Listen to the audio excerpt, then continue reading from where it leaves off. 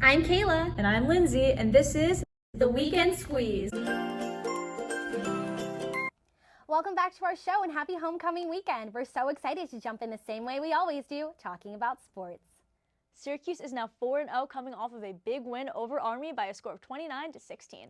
Let's jump right into the game recap.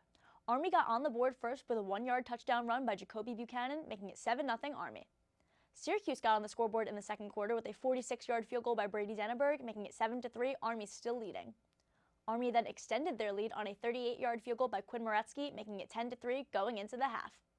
At halftime, former Syracuse head coach Ben Schwartzwalder was inducted into Syracuse's Ring of Honor. His family was there to accept this honor on his behalf. Now for the second half, LaQuint Allen tied the game at 10, finding the end zone on a 13-yard touchdown run.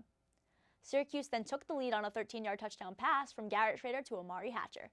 The Orange missed the PAT, making it 16-10 Cuse.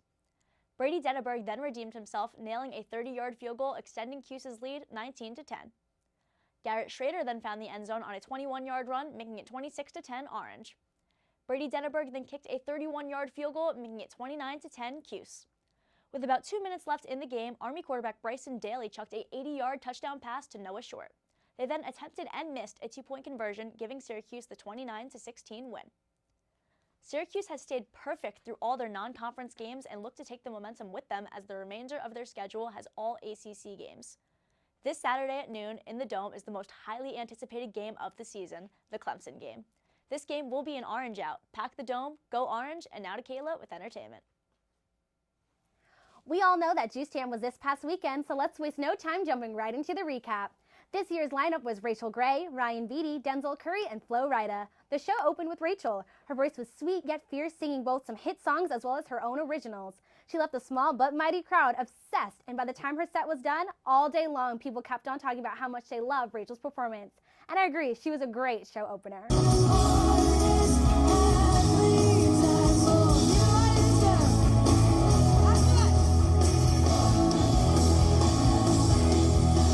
Following Rachel was Ryan Beatty. Ryan's set caught everyone by surprise as he added some much more chill vibes to the show.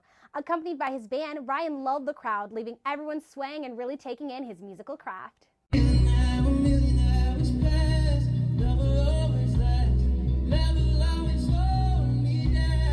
Next up was Denzel Curry, and when he took the stage, everyone was in shock. Within a matter of seconds, despite the rain, everyone was jumping up and down, shaking the barrier gates, and screaming his lyrics at the top of his lungs.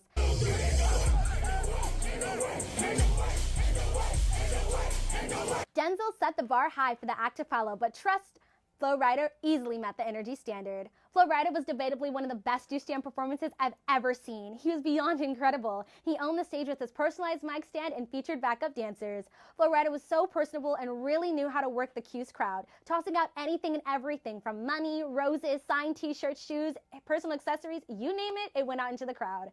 Not only did he give Step away, but he also brought students on stage to sing and dance with him. Not to mention personally called out someone and sang with her just because it was her birthday.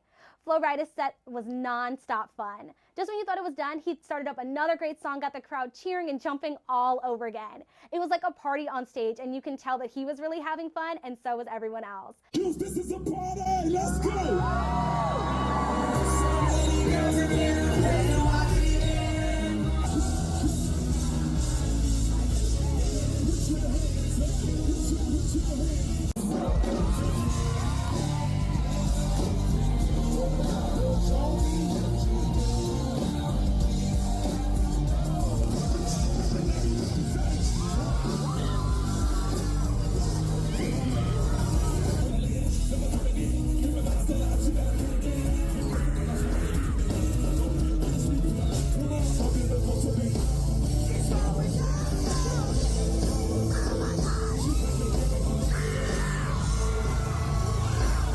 The vibes were amazing, and overall his performance was indescribable.